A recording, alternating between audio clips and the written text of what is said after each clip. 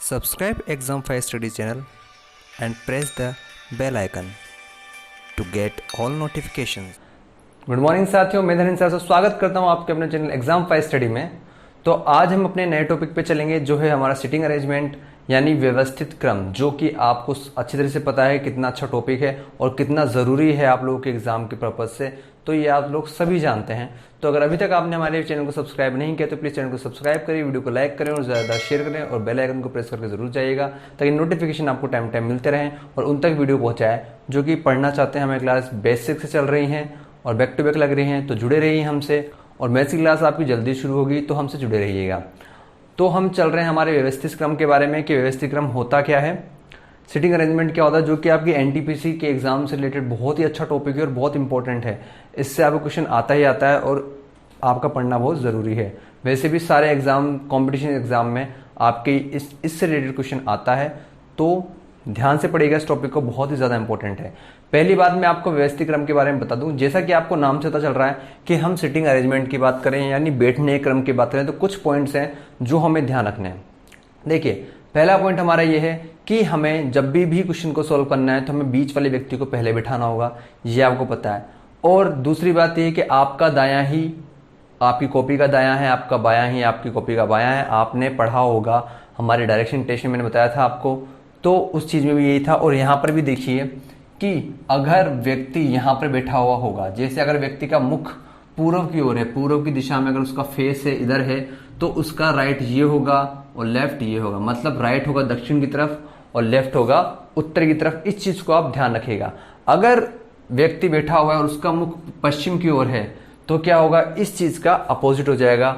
वो ये होगा कि राइट होगा उसका उत्तर की तरफ और लेफ्ट होगा दक्षिण की तरफ। आपको बता दिया मैंने ये प्लस का साइन क्यों बनाया है, इससे डायरेक्शन आपकी शो होती है। ये होता है उत्तर, ये होता है दक्षिण, ये होता है पूर्व और ये होता है पश्चिम। ये आपको पता है, डायरेक्शन हमें इस तरह से शो करनी है। अब देखिए, अगर व्यक्ति उत्तर की तरफ बैठा हुआ होगा, उत्तर की तरफ उसका मुख होगा, तो उसका राइट हैंड होगा पूर्व की तरफ और लेफ्ट हैंड होगा पश्चिम की तरफ। ठीक है। अगर व्यक्ति का मुख दक्षिण की ओर हो, ठीक है, तो जब व्यक्ति का मुख दक्षिण की ओर होगा तो उसका राइट होगा पश्चिम की तरफ और लेफ्ट होगा पूर्व की तरफ। ये बातें आपको ध्यान रखनी है, ये इंपॉर्टेंट बात है। जब क्वेश्चन आप सोल्व करोगे तो वहां पे ये बात बहुत ही काम आएंगी। आपको मैं आगे क्वेश्चन करवाऊंगा तो आपको समझ में आ जाएगा कि किस तरीके से सिटिंग अरेंजमेंट हमारा सोल्व होगा। समझ में आई आपकी बात? तो ये वाला पॉइंट था। अगले पॉइंट की तरफ हम चलते हैं। देखिए, अगर कभी किसी भी पंक्ति के बारे में बात की जाए, किसी भी लाइन के बारे में बात की जाए, तो सबसे पहले अगर कोई जो दाहिने कोने पर बैठा है या बाइने कोने पर बैठा हो, तो कोने पर बैठे हुए स्थान को आप एक बार कंठस्थ कर लीजिएगा। एक बार आप जो कोने में बैठे हुए हैं उनको भी आप ढंग से देख लीजिएगा। देखिए, ये क्वेश्चंस की बेसिक्स हैं जो मैं आपको बता रहा हूं और ये बहुत जरूरी है। अगर आपको बेसिक चीजें याद नहीं होगी तो आप क्वेश्चन किस तरीके से सोल्व कर पाओगे। समझ में आई आपको बात? ये बेसिक इंपॉर्टेंट है, इन चीजों को आप नोट करिए ताकि आपको क्वेश्चन सोल्व करने में आसानी। कुछ बातें हैं जो हमेशा आपको ध्यान रखनी पड़ेंगी, इसलिए मैं आपको बेसिक जल्दी जल्दी करवा रहा हूं ताकि बेसिक आपको ध्यान रहे और आप बेसिक को ध्यान में रखते ही क्वेश्चन को सोल्व करें। तो आपको समझ में आ गई, आपका वक्त बर्बाद ना करते हुए अब हम चलते हैं हमारे क्वेश्चन की तरफ।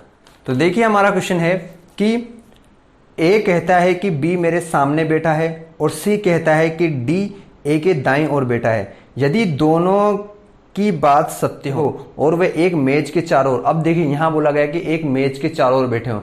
जब यहां पे ये बात आएगी कि मेज के चारों ओर या किसी टेबल के चारों ओर बैठे हुए हैं, तो इसका मतलब क्या है, वो आगे की तरफ मुंह करके बैठे, मतलब एक दूसरे की तरफ उनका फेस है, किसी का भी अपोजिट फेस नहीं है। ठीक है, एक दूसरे की तरफ एक फेस है।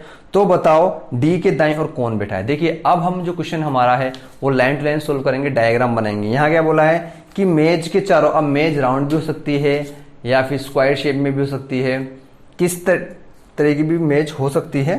तो हम एक मेज बना देंगे। मेज जैसे मैंने बना दिया आपके लिए, राउंड मेज मैंने आपके लिए बना दी। ठीक है, इस मेज की तरफ वो बैठे हैं। क्या बोला फर्स्ट लाइन, ए कहता है कि बी मेरे सामने है। अब देख लीजिए, यहां पे ए को मान लीजिए आप। ठीक है, ए कहता है कि बी मेरे सामने है, तो बी कहां होगा, सामने। अब देखिए, जब हम इस तरीके के क्वेश्चन को सोल्व करेंगे तो क्या करेंगे, हम पहले डायरेक्शन को बना लेंगे। डायरेक्शन मतलब देखिए, यहां पर अगर मैंने ए की डायरेक्शन बनाई तो ये ए की डायरेक्शन क्या हो जाएगी, ये ए का दायां और ये बायां। समझ में आया आपको? डायरेक्शन मतलब मुंह इस तरफ ही है, ये सेंटर मान लीजिए आप टेबल का, तो सेंट्रल टेबल की तरफ ही वो लोग देख रहे हैं, एक दूसरी की तरफ उनका फेस है। तो जब एक दूसरी तरफ उनका फेस है तो जब ए का फेस इधर है तो बी का फेस कहां होगा, इधर। लेकिन यहां क्या हो जाएगा, जब ये ए का दायां है, मैं दाएं वाली साइड को थोड़ा डार्क कर देता हूं ताकि आपको समझ में आए कि दायां कौन सा बायां कौन सा। ठीक है, ये ए का दायां है तो क्या होगा, बी का दायां कौन सा होगा, बी का दायां ये होगा। समझ में आई आपकी बात, बी का दायां कैसे होगा, डायरेक्शन टेस्ट में बताया था मैंने आपको, डायरेक्शन चेंज हो जाती है।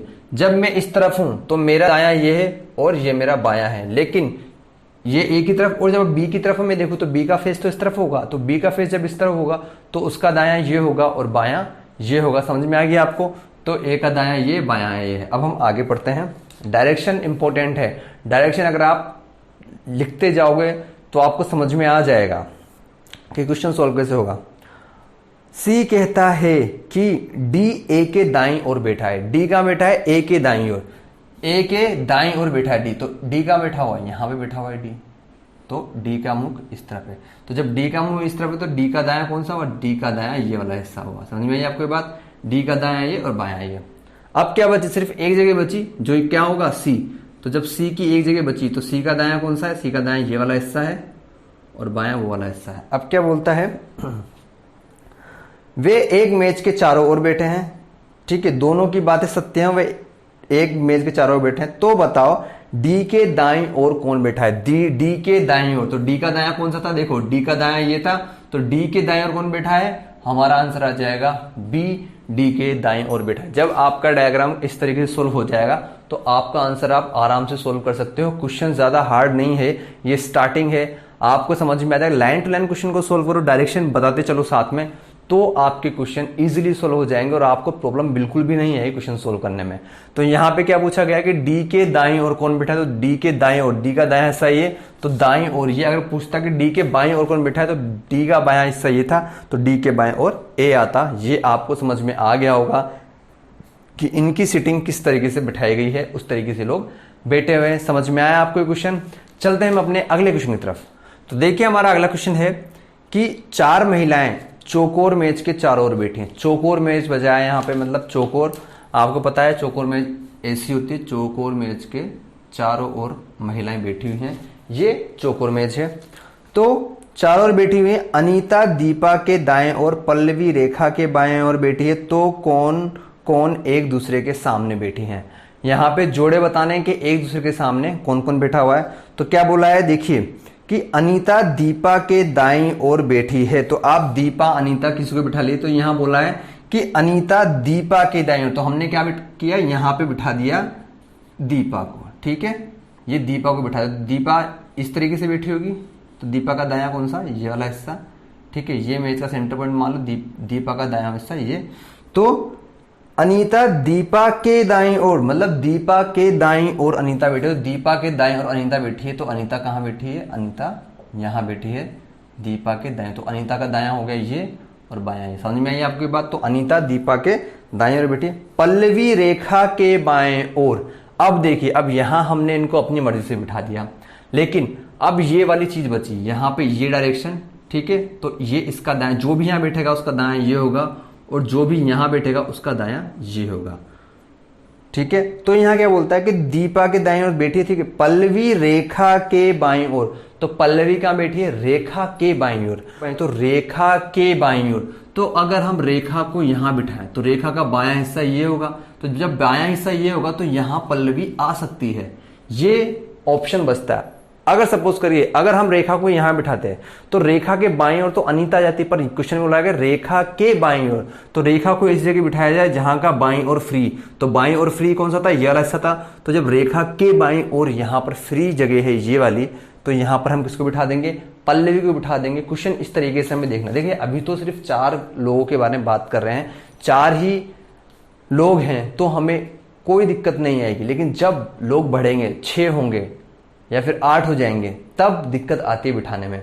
तब आपको अगली स्टेप पे जो आपका स्टैंडर्ड लेवल जो एक हाई होता है वहां पे आपको प्रॉब्लम आ जाती है। तो यहां तो देखो सिंपल सिंपल से क्वेश्चन है, तो ये हम इजीली सोल्व कर लेंगे कि जब उसने कहा कि रेखा के बाईं ओर पल्लवी बैठी, तो अगर रेखा को हम यहां बिठाते तो उसके बाईं ओर ऑलरेडी बुक था, तो हम रेखा को यहां नहीं बिठा सकते थे, इसलिए हमने रेखा को यहां बिठाया। तो रेखा के बाईं ओर पल्लवी बैठेगी तो पल्लवी की यहां पे आएगी। अब क्या बोला है क्वेश्चन, देखिए क्वेश्चन है तो कौन कौन एक दूसरे के सामने बैठी हैं, तो कौन कौन एक दूसरे के सामने बैठी हैं। तो देखिए पल्लवी और जो दीपा है वो क्या है, एक दूसरे के सामने बैठी है, और रेखा और अंजलि एक दूसरे के सामने, सॉरी अनीता एक दूसरे के सामने बैठी हुई है। ठीक है, रेखा और अनीता एक दूसरे के सामने बैठी हुई है। ये हमारा क्वेश्चन का आंसर होगा कि कौन कौन जोड़े बैठे हुए हैं, पल्लवी, दीपा और रेखा और अनीता एक दूसरे के सामने बैठे हुए हैं। इस क्वेश्चन का ये आंसर हो जाएगा। आई होप आपको समझ में आया होगा क्वेश्चन किस तरीके से हमने सोल्व किया है। तो ये क्वेश्चन सोल्व करने का सबसे बेस्ट और आसान तरीका है। लाइन टू लाइन क्वेश्चन को सोल्व करिए, पढ़ते रहिए और सोल्व करते रहिए, आराम से क्वेश्चन सोल्व हो जाएंगे बिना कोई प्रॉब्लम क्रिएट किए हुए। तो चलते हैं हम अपने अगले क्वेश्चन की तरफ। देखिए हमारा अगला क्वेश्चन है कि 6 व्यक्ति, अब देखिए यहाँ 6 व्यक्ति बात की जा रही है, ए बी सी डी एवं एफ एक व्रत में खड़े हैं। जब एक व्रत में खड़े हैं तो व्रत देखिए इस तरीके से बनेगा हमारा व्रत। ठीक है, ये व्रत है, सेंटर पॉइंट यहां रहता हूं, 6 व्यक्ति हैं, खड़े हैं। तो देखिए जब यहां बोला है कि खड़े हैं तो इसका मतलब क्या होगा, व्रत की तरफ ही देख रहे हैं। एक व्रत के अंदर खड़े हैं तो व्रत के सेंटर की तरफ ही उनका फेस होगा। यहाँ स्पेशली कुछ नहीं कहा कि सेंटर से बाहर या कुछ, ऐसा कुछ भी नहीं कहा, तो वो सेंटर की तरफ ही होगा। उसके बाद बोलता है कि बी डी एवं सी के मध्य में है। कहां पर है, बी डी एवं सी के मध्य में है। तो देखिए हम यहां मान लेते हैं बी को, बी कहां पर है, सी और डी के मध्य में कौन है, बी। तो हमने बी को यहां माना कि बी सी और डी के मध्य में है। उसके बाद ए ई एवं सी के मध्य में है। कौन, ए ई एवं सी के मध्य में। तो क्या देखिए सी यहां पर है तो ए कहां होगा, ए यहां पे आएगा, क्योंकि क्या बोला, ए ई एवं सी के मध्य में। तो ई और सी के मध्य में हमने ए को बिठा दिया। सेंटर में कौन है, ए, किसके, सी और ई के बीच में है ए। उसके बाद एफ डी के दाहिनी तरफ है, ई के दाहिनी तरफ, डी यहां पर है। तो डी को अगर हम सेंटर की तरफ बिठाएंगे तो सेंटर क्या होगा, ये तो होगा उसका लेफ्ट और ये वाला हिस्सा कौन सा होगा, उसका राइट, मतलब दाहिना हिस्सा। तो दाहिनी तरफ कौन बैठा है, दाहिनी तरफ बैठा है एफ, तो हम एफ को यहां बिठा देंगे। ठीक है, दाहिनी तरफ बैठा हुआ एफ। अब उसके बाद क्या बोलता है, तो ए एवं एफ के मध्य कौन होगा। अब देखिए यहां पे हमारा डायग्राम कंप्लीट हो गया है, 1 2 3 4 5 6 हमने बिठा दिए। तो एफ, ए और एफ के मध्य पूछा गया है। तो जब ए यहां पर है और एफ यहां पर है तो इनके मध्य कौन होगा, ई हमारा आंसर हो जाएगा कि एफ व ई के मध्य कौन सा होगा। इस तरीके से ये क्वेश्चन सोल्व होगा। देखिए 6 व्यक्तियों के बारे में बोला गया, पर आपने ढंग से क्वेश्चन को किया, लाइन टू लाइन क्वेश्चन को सोल्व किया, तो हम क्वेश्चन को इसी तरीके से सोल्व कर सकते हैं। इस तरीके से ये क्वेश्चन आएगा, इस तरीके से क्वेश्चन सोल्व होगा। देखिए आज की क्लास में मैंने आपको सिर्फ नॉर्मल से बेसिक से क्वेश्चन करवाए। कल जब हम आएंगे तो कल एक स्टेप ऊपर क्वेश्चंस को लेके जाएंगे, ताकि आप थोड़े कंफ्यूज हो, थोड़े हार्ड जो टाइप के क्वेश्चन आते हैं ऑल कॉम्पिटिटिव एग्जाम के अकॉर्डिंग जो क्वेश्चन चलते हैं, सारे के सारे जो आपके एग्जाम होते हैं उसमें जो जो लेवल के क्वेश्चन आएंगे उस तरीके से मैं आपको क्वेश्चन सोल्व करवाऊंगा। आज की क्लास में सिर्फ इतना सा ही था, मैंने आपको क्वेश्चन सोल्व करवाए। कल हम चलेंगे इसकी अगली स्टेप की तरफ। तो अगर आपको हमारी वीडियो पसंद आई तो प्लीज वीडियो को लाइक करें, चैनल को सब्सक्राइब करें, ज्यादा शेयर करें और बेल आइकन को प्रेस करके जरूर जाइएगा, ताकि नोटिफिकेशन आपको टाइम टाइम मिलते रहें। तो मिलते हैं हम अपनी अगली क्लास में, अगले स्टेप पे लेके जाएंगे आपको, अच्छे से पढ़ाई होगी आपकी। तो आप जुड़े रहिए, पढ़ते रहिए, एग्जाम बहुत पास है। तब तक के लिए जय हिंद, जय भारत, वंदे मातरम, थैंक यू।